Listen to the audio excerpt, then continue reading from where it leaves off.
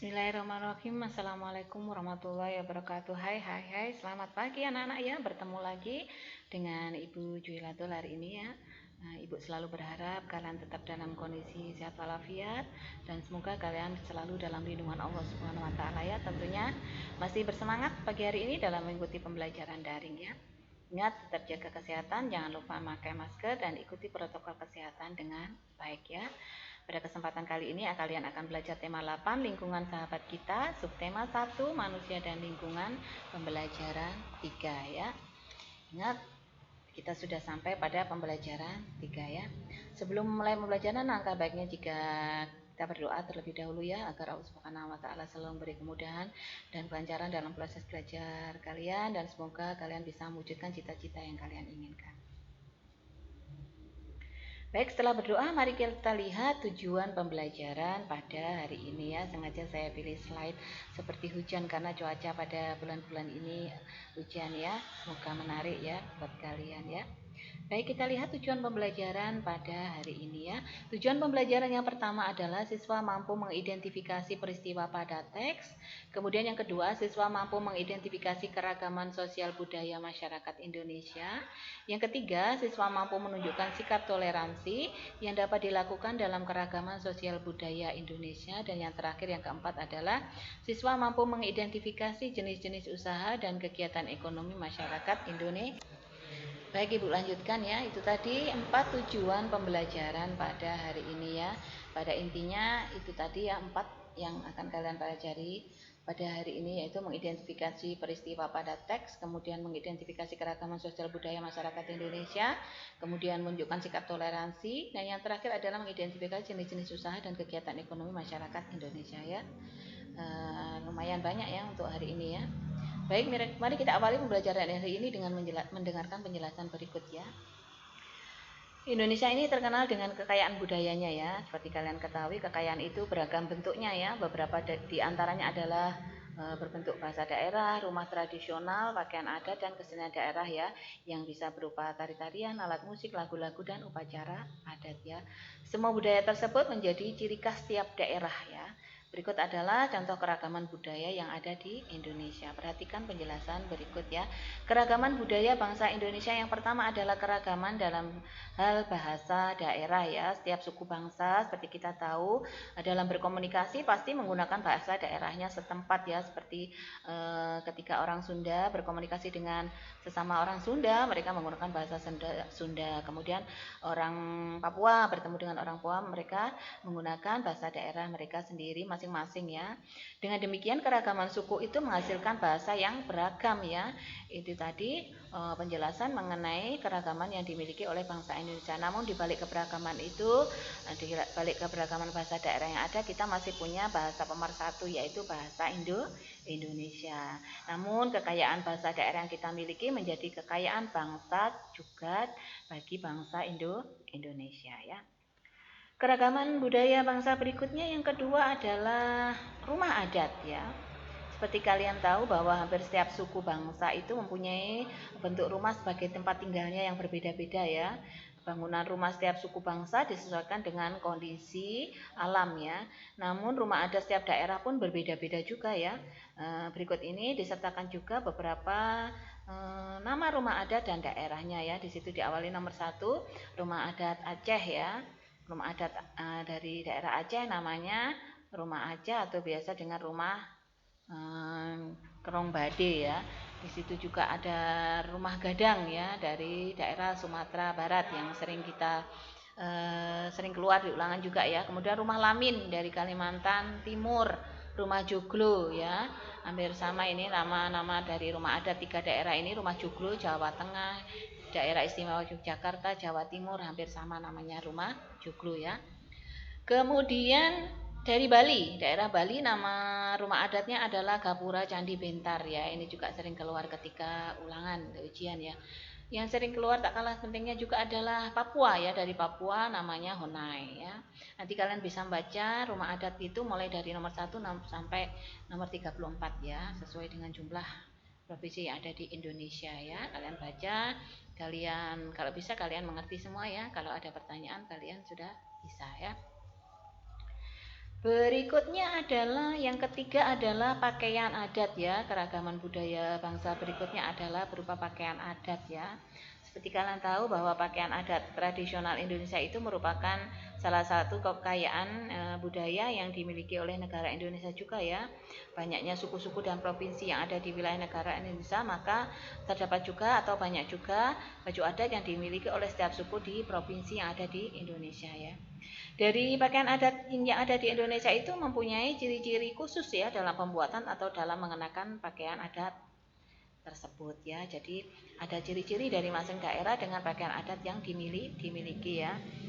Kalau biasanya orang Madura atau Jawa Timur ya, nama pakaian adatnya adalah pesaan, ya, itu sering keluar juga ya.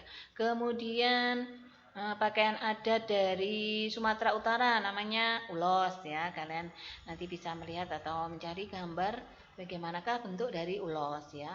Kemudian Jawa Barat ya, kebaya. Jawa Tengah juga kebaya ya. Jawa Timur tadi pesaan ya. Demikian tadi beberapa contoh dari pakaian adat yang nama pakaian adat yang ada di Indonesia ya, beserta asal daerahnya ya. Selanjutnya keragaman budaya bangsa Indonesia yang keempat adalah kesenian daerah ya. Ini disertakan juga macam-macam nama tarian dan daerahnya atau asal daerahnya ya. Kesenian daerah di wilayah Indonesia ini sangat beragam ya. Setiap suku bangsa memiliki kesenian khas tersendiri atas tari-tarian dan lagu daerahnya ya. Berikut adalah beberapa nama tarian dan asal daerahnya, yaitu seperti contoh nomor 1 yaitu tarian Sodati atau tari Saman Meosekat berasal dari Aceh ya. Kemudian tari Serampang 12 atau tari Tortor dari Sumatera Utara. Tari Piring, tari Payung dari Sumatera Barat, dan seterusnya sampai ke nomor 34 ya.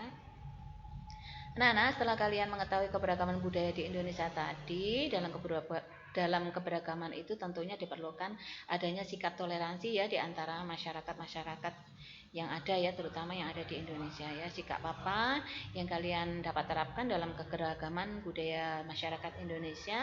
Nah, ini di tayangan berikut ini ada beberapa pertanyaan ya, ada 2 pertanyaan yang nanti kalian mengisi dengan tanggapan kalian, yaitu nomor 1, bagaimana bentuk sikap toleransi atas keragaman budaya di lingkungan tempat tinggal kalian ya. Kalian bisa mengisi 5 pertanyaan ya. Yang ada 2 pertanyaan ya, tanggapannya ada 5 tanggapan mengenai bentuk toleransi atas keberagaman budaya yang ada di lingkungan tempat tinggalmu ya. Itu tadi sebagai contoh bentuk tugas kalian, yaitu menuliskan sikap toleransi ya. Selanjutnya mari kita lanjutkan pada materi berikutnya, yaitu tentang jenis-jenis kegiatan ekonomi masyarakat ya. Seperti kalian ketahui ya, untuk memenuhi kebutuhan hidup manusia itu pasti melakukan berbagai usaha ya, berbagai kegiatan dan jenis usaha yang dilakukan untuk menghasilkan apa? Yang jelas untuk menghasilkan barang dan jasa ya. Salah satu jenis usaha di masyarakat yaitu mengolah sumber daya alam dari lingkungan ya. Berikut adalah penjelasan mengenai jenis-jenis kegiatan ekonomi ya. Perhatikan penjelasan mengenai jenis-jenis kegiatan ekonomi berikut ini ya. Kita mulai dari jenis-jenis kegiatan ekonomi masyarakat yang pertama, yaitu di bidang pertanian dan perkebunan. Apakah yang dimaksud dengan pertanian dan perkebunan? Pertanian dan perkebunan adalah usaha pengelolaan suatu lahan dengan menanam tanaman budidaya. Tanaman budidaya itu apa contohnya? Bisa padi, sayur-sayuran, teh, jagung, buah-buahan, dan umbi-umbian. Ya. Jenis kegiatan ekonomi yang kedua adalah peternakan. Ya, peternakan adalah usaha pembudidayaan hewan yang dimanfaatkan secara langsung untuk konsumsi atau diolah menjadi bahan baku ya. Jadi ada beberapa hewan yang bisa dimanfaatkan secara langsung untuk konsumsi ataupun bisa juga diolah dulu menjadi bahan baku ya. Nah, ini ada contohnya, yaitu bebek yang dipelihara untuk dimanfaatkan daging atau telurnya. Itu salah satu contoh dari jenis peternakan. Jenis kegiatan ekonomi berikutnya yang ketiga adalah perikanan, yaitu perikanan adalah usaha penangkapan dan pembudidayaan berbagai jenis hewan perairan ya. Macam-macam hewan jenis perairan, yaitu macamnya yaitu bisa perikanan darat ya, perikanan darat dan perikanan laut ya. Perikanan darat sendiri dibagi menjadi dua, yaitu perikanan air tawar ya, seperti ikan nila, gurami dan lele ya, yang hidupnya di air tawar. Kemudian perikanan air payau ya, contoh yang hidup di air payau adalah udang dan cumi ya.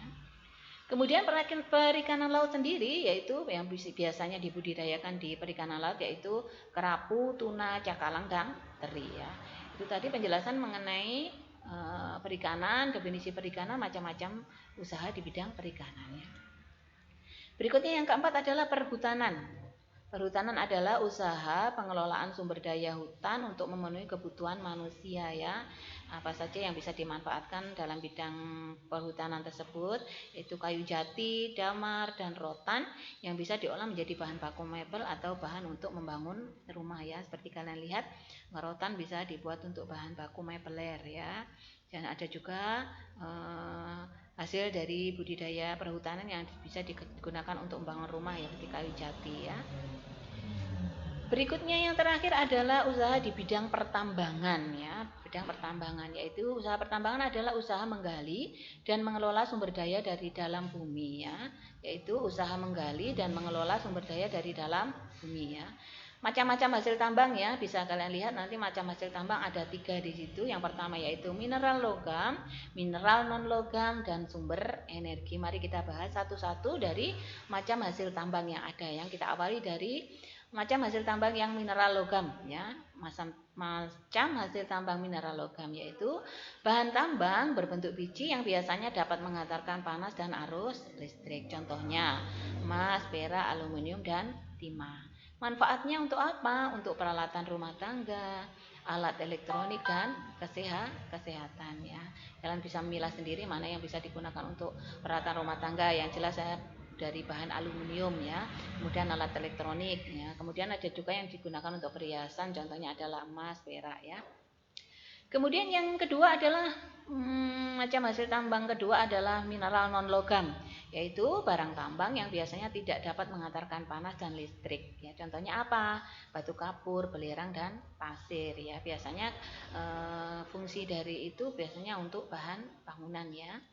Namun ada beberapa di antaranya itu bisa untuk obat-obatan ya, terutama belerang ya.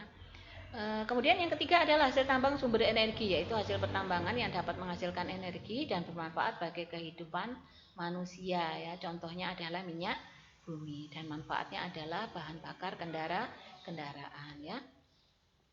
Baik anak-anak, demikian tadi ya beberapa penjelasan untuk materi hari ini ya. Nanti kalian bisa menambah materi hari ini dengan membacanya ulang di buku tema kalian dan juga ada di buku pendamping kalian ya.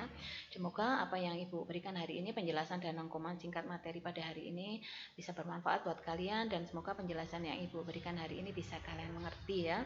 Sampai bertemu pada pembelajaran selanjutnya. Ibu ucapkan terima kasih. Tetap semangat, jaga kesehatan selalu. Wassalamualaikum warahmatullahi wabarakatuh.